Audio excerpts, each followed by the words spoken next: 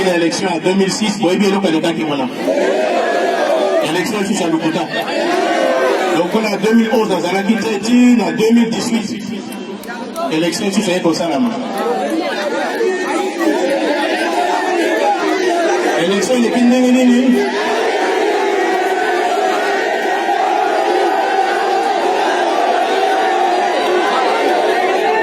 Vous allez comme la institution Nyoso, et dans le Parlement, il y a Lukuta.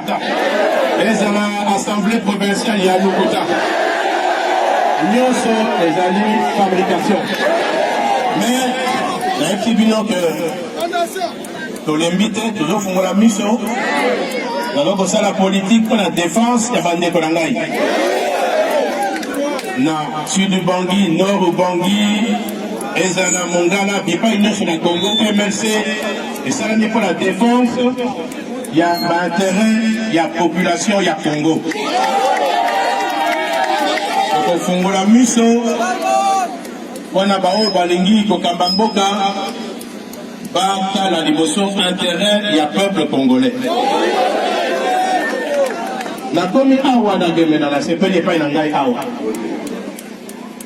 Banana Kendeki, bato mosusu balobi basali nyonso bato oyo bazalaki na kati na MLC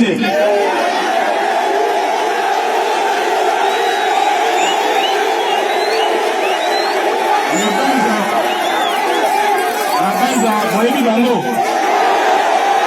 nakokanga kombo te bango bakanisi parce que nazalaki te complot et comme ça la malakombo nangai na poto vérité et bimi donc on a balobaka que Lukuta mataka na ascenseur vérité mataka na escalier grâce à Nzambe vérité et koyebana bato wana mibale boyebi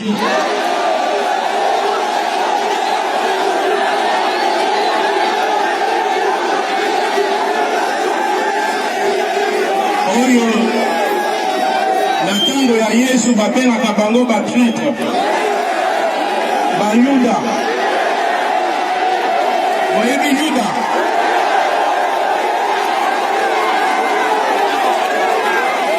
bato wana mibale baye awa bakindi na bango na bato ya FCC ou bien ALP boyebi FCC boyebi ALP bake kokosa bango kuna na Kinshasa no comme Ben Bazalite, Bissonde, Toza, leader Awa Nagemena.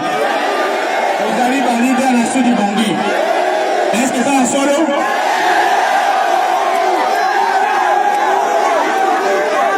Bakosi, Balobino, MLC et Koufi. Bien solo MLC et Koufi? MLC et Koufi? Les chouchous. Nangi Kope Sabino, merci de Boyamba Kinga et Mokona Komaki. Pour le 10e anniversaire, il y a Papa Atiki Biso, Papa Ben Majano, de Boyaminga Malam, on a fait Sibina les sous merci. Denge Pena Yaki Moula de Kaki, on a compté à l'État à Tata, dans mon acquitté, les sous on a fait Sibina merci. Des batona bami balé ba préféré ba profiter na absence d'angai balo banon tout ça la tout bon ma MLC combo ya bemba eli mo awa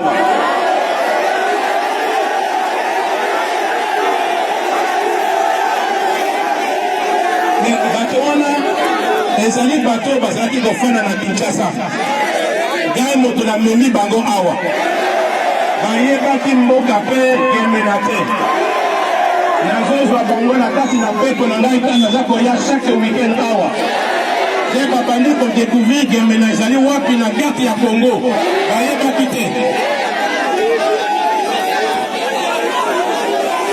baye kokosa FCC AMP non tika biso lokola ben bazali te toko efase tokomona kombo na ye biso nde tokobi awa balider bango pe bayebi réalité te balobi bazwa bango zokande problème na bango ezali kaka ya moyibi koyiba mbongo kuna na Kinshasa mosusu mosusu aye akomi gouverneur awa.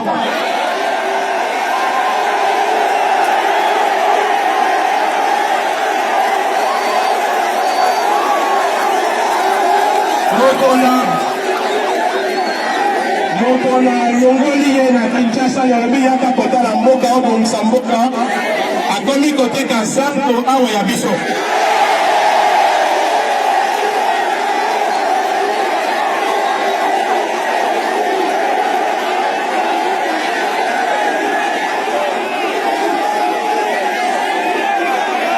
Comme nazalaki te alobi bon nakozonga lisusu te.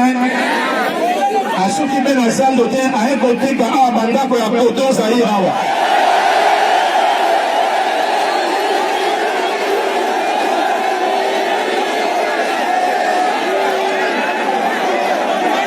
Wana bato oyo nasali erreur komema bango awa na Gemena.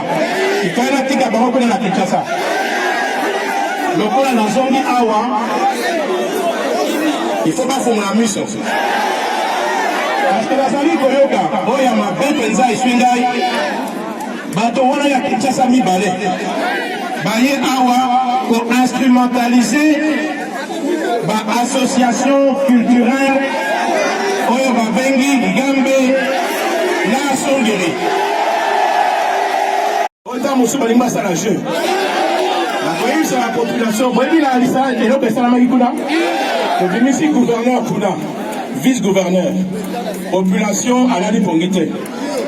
Topesi kombo ya ba candidat oyo tolingi bazala élu. Ba population baki kozinga bandako nyonso. Oyo ya ba député. Balabi soki moto oyo abimite. Bino pe bokosonga peso na mandako la binote.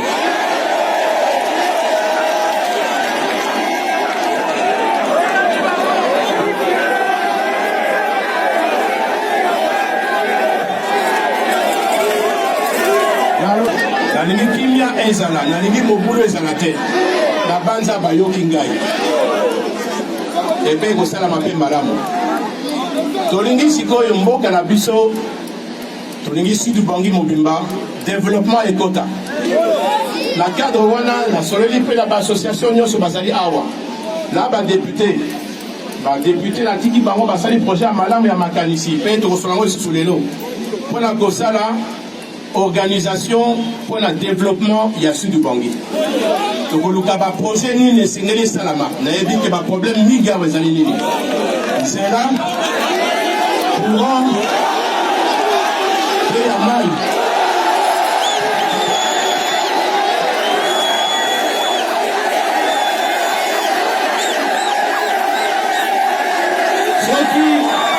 Soki tokotisi biloko wana.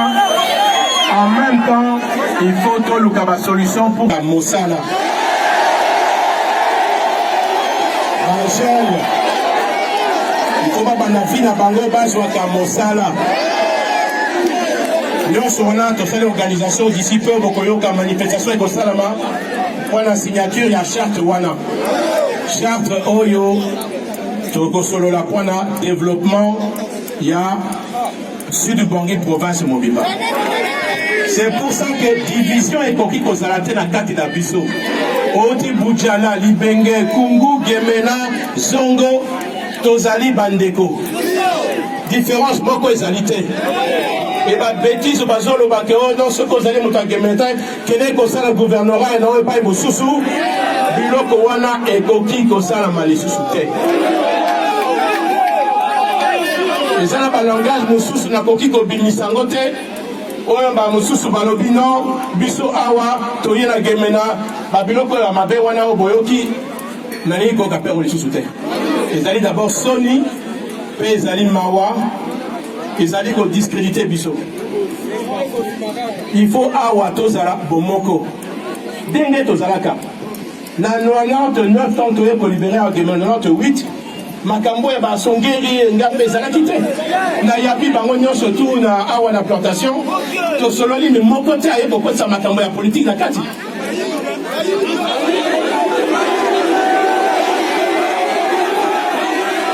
bato wana soki baye awa boyebisa bango batika baaventure na bango wana sino basongo na Kinshasa bafanda kuna Toyokani.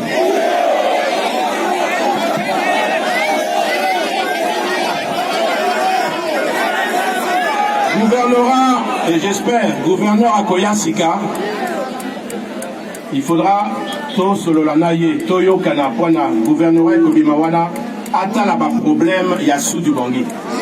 Bati kana no makamoko chambongo na poche na bango, kote kaka nandako ya l'État,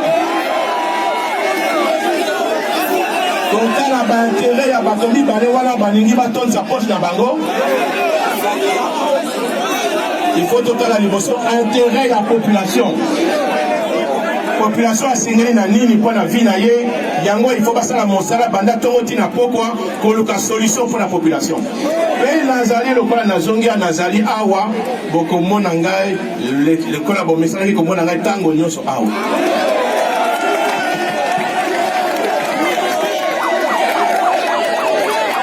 Après na lelo ko mususu avant la silisa.